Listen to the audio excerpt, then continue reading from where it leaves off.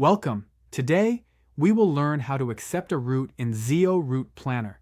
Whenever a route is assigned to you, a notification will instantly appear on your home screen. If you don't have the app installed, you'll still receive a notification from Zeo to accept the route. This makes it easy to know right away that a new route is waiting for you. Click on Check It Now, and you'll be taken to the route details page. Here you'll see all the stops you need to cover, neatly arranged in order. Once you've reviewed the stops, simply click on Start My Trip. This activates the route for the day. To begin driving, tap on Navigate, and Zeo will guide you turn by turn from one stop to the next, ensuring you never miss a location. As you progress, you can mark each stop as completed, making it easy to track your progress in real time.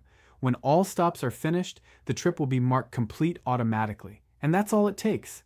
Happy routing!